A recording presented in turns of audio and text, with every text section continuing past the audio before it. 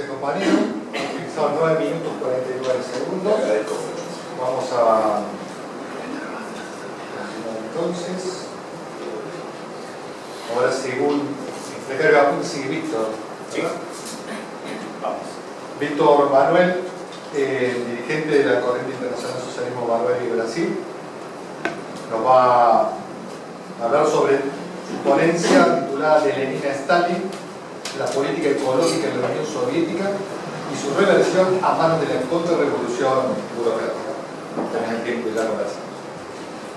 Buenas tardes a todos y todas las presentes.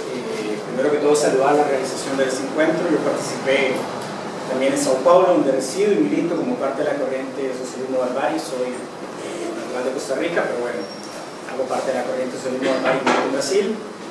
Saludar también la iniciativa en su momento de Fran Hernández y los compañeros comunistas de Cuba que iniciaron este espacio, que creo que es un ecosistema valioso para la circulación de ideas.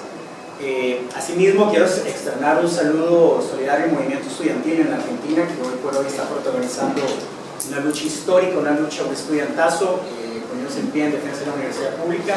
Me hubiera encantado poder estar haciendo honestamente esta charla en una universidad tomada, creo que va a ser espectacular. Bueno, ¿por qué el tema?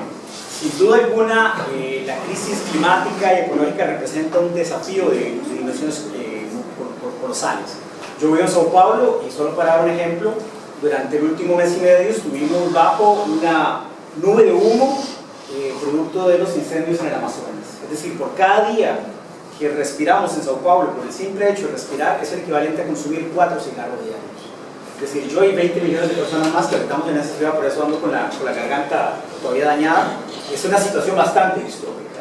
De ahí que cada vez crezca más la preocupación entre la población, no solamente en Brasil, sino a nivel internacional, de cómo revertir, cómo superar la crisis ecológica.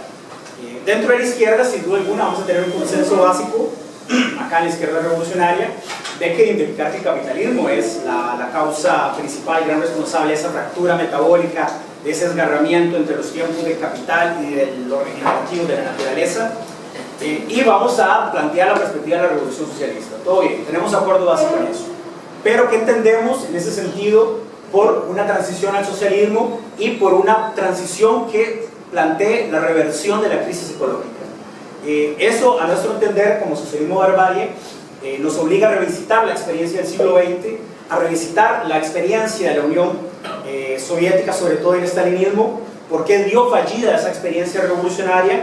Y una conclusión que tenemos desde nuestra corriente es que, bueno, esos estados que bajo el stalinismo perdieron su carácter de clase de estado obrero y pasaron a ser estados burocráticos, no consiguieron ni se plantearon revertir la fractura metabólica y por el contrario desarrollaron un productivismo totalmente cocido.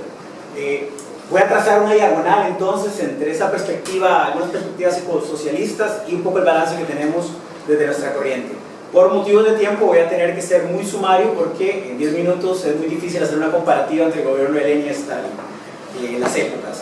Bueno, solamente así brevemente para la parte del leninismo, de la parte bolchevique que yo, nuestra corriente caracteriza desde el 17 hasta el 23-24, al contrario de que muchas de esas historias que los pintan como una caricatura productivista, realmente cuando uno analiza a fondo las medidas que tomaron los bolcheviques y el gobierno también, y concretamente Lenin, tenía una gran sensibilidad sobre el tema natural, de la naturaleza. Evidentemente con muchas contradicciones, tanto por el medio histórico y contexto, así como por tensiones internas. Podemos enumerar algunas. Por ejemplo, en 1918, la ley sobre los bosques, que era para instituir una administración central que proteger los recursos naturales. El decreto sobre la caza de 1919, que bueno, ahora no estaríamos como apoyando la caza, ¿verdad? En ningún sentido, pero bueno, era parte también de la época de la cultura. Y también, por ejemplo, en 1920 Lenin particularmente creó la formación de la Reserva Natural Ilsmensky, disculpen la pronunciación del ruso, que fue la primera reserva natural directamente para estudios científicos en el mundo.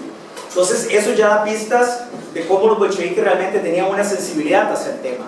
Y no solamente, voy a ser muy sumario, estoy dejando muchos ejemplos de lado por el tiempo, no solamente se limitaron a legislar desde arriba, sino que además el bolchevismo también garantizó en su momento y propició el impulso de un movimiento conservacionista desde abajo, es decir, desde la sociedad civil que fuera independiente, que tenía organizaciones de científicos de hasta 60.000 o cientos de miles en algunos otros tipos de organizaciones, Por ejemplo, la Oficina Central para el Estudio de la Tradición Local, que tenía alrededor de 60.000 científicos distribuidos en las provincias para estudiar la flora y las tradiciones y la cultura local, de cómo se relacionaban con el medio ambiente, las poblaciones autóctonas, en fin, hubo una gran cantidad de ejemplos que voy a obviar por el momento, pero que esa sensibilidad permitió una confluencia entre esa sensibilidad que tenía la visión de los bolcheviques sobre la preservación de la naturaleza, que posibilitó un movimiento conservacionista de masas. Solo para dar un ejemplo, en la Unión Soviética pasó ellos tenían un nombre para las reservas que eran los Zaponetkits, la pronunciación puede que sea diferente, que pasaron de tener 15 reservas en 1925 a 61 en 1929. Ya en la época de Stalin, pero no por el stalinismo, sino por el impulso que había tomado el movimiento conservacionista.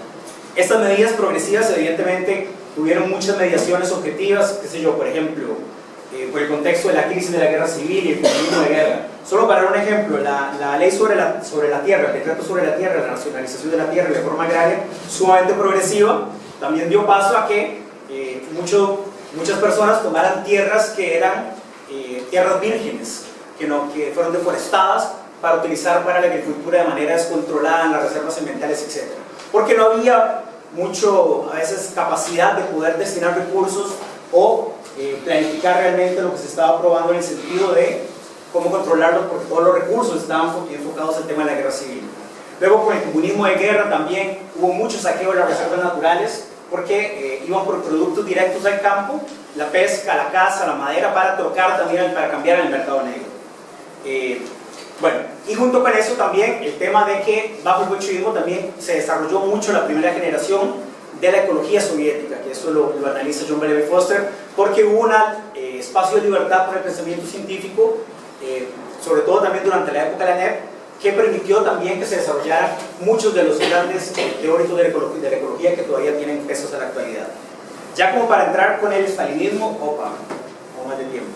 El stalinismo claramente fue una contrarrevolución burocrática que, además de mudar el carácter social de la Unión Soviética, relanzó nuevas formas de explotación y exploración de explotación del trabajo y de explotación de la naturaleza, de expoliación de la naturaleza.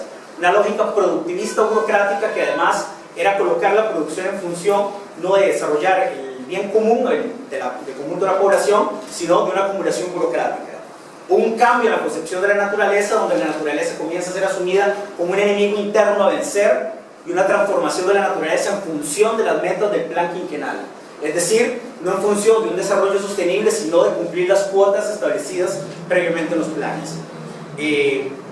Se planificó la economía, yo decía, de manera bastante desbalanceada, priorizando las industrias pesadas en detrimento de las industrias de consumo. Por eso siempre hubo muchos problemas en la industria ligera o en la industria de consumo en la Unión Soviética, y proyectos faraónicos desarrollados en un lenguaje de conquista y de colonización interna. Aquí es importante apuntar que bajo el stalinismo hubo toda una política para que, junto con la KGB, los campos de concentración, los gulags, fueron utilizados como puntas de lanza de la colonización interna.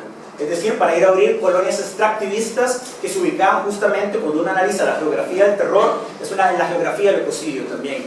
Eran colonias extractivistas fundadas en las orillas de los ríos para desarrollar todo el tema de la extracción de minerales. Acá evidentemente no se va a colocar un no absoluto al tema de la industria y la minería, que son necesarios claramente porque no ocupamos recursos recursos minerales y naturales para desarrollar nuestra vida, el consumo, pero el problema es que fue colocado de una forma totalmente burocrática en función de otra lógica y sin respetar los ciclos de regeneración de la naturaleza. Vas 8 minutos.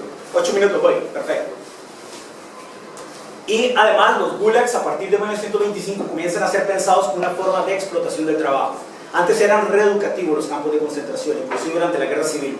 Jean-Jacques Marie analiza eso en un libro que se llama El Gulag, donde aborda claramente que en 1928 ya el stalinismo comienza a hablar de una acumulación, la acumulación primitiva. Stalin habla en julio de 1928 del CC, que va a ser a partir de la explotación de los campesinos y de los trabajadores. Y el Gulag fue el trabajo forzado de una parte de eso. Ya para ir cerrando, voy a olvidar algunos detalles que tenía que podría dejar solo señalar que evidentemente con el stalinismo el ambientalismo fue perseguido brutalmente porque era un espacio de independencia, pensamiento crítico independiente, que además cuestionaba esa lógica de someter la naturaleza al plan y a la lógica productivista burocrática. Ahora bien, ¿por qué toda esta discusión? ¿Cuál es ya para cerrar. Pues básicamente lo siguiente, desde los problemas del presente, revisitar el pasado para pensar nuestro futuro. Evidentemente, si queremos avanzar, salir de la crisis ecológica, revertir la fractura metabólica, una perspectiva socialista, a nuestro entender, es fundamental hacer ese debate, porque tenemos tendencias, por ejemplo, como el decrecionismo comunista de Saito, que tiene algunos elementos interesantes, pero que parte con un criterio que a mí me parece llave, que es un criterio central que es el decrecimiento per se, que me parece que es un enfoque del más y el menos que cerrado. También el ecomodernismo, que plantea que, por el contrario, hay que hiperproducir y producir más con más tecnología. Son dos enfoques que quedan en el más y en el menos. Desde nuestra perspectiva, ya para ir cerrando, la perspectiva es cómo revertir la fractura metabólica pasa realmente por el tema de cómo avanzar en una sociedad anticapitalista, socialista, donde la planificación sea realmente democrática, con centralidad de la clase trabajadora y pensar en el óptimo de la producción, que era lo que planteaba Trotsky en los debates sobre el tema de la planificación. En ese sentido es fundamental el qué se hace, qué tarea. La expropiación y las medidas anticapitalistas son fundamentales, pero también es fundamental el cómo y el quién las hace. Que muchas veces creemos que dentro del trotskismo esas dos preguntas claves se dejan de lado a la hora de caracterizar y mantener caracterizaciones como estados obreros burocráticos, etcétera, que nos parecen que fueron superadas por la historia, o que no pasaron, que fueron superadas por la experiencia histórica. Y bueno, creemos que de esa forma solo así se puede lograr un óptimo de la producción que garantice una abundancia radical. Esa sí se la toma Saito, que es una sociedad enfocada a producir valores de uso para que garantice las condiciones de vida y de consumo de la población, y no una producción de valores de cambio y mercaderías con obsolescencia programada, etc. Cierro por aquí, otras cosas las complemento en los 5 minutos de slide.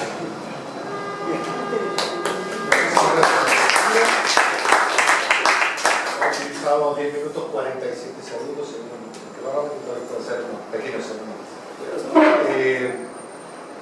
Vamos ahora entonces a presentar al ponente que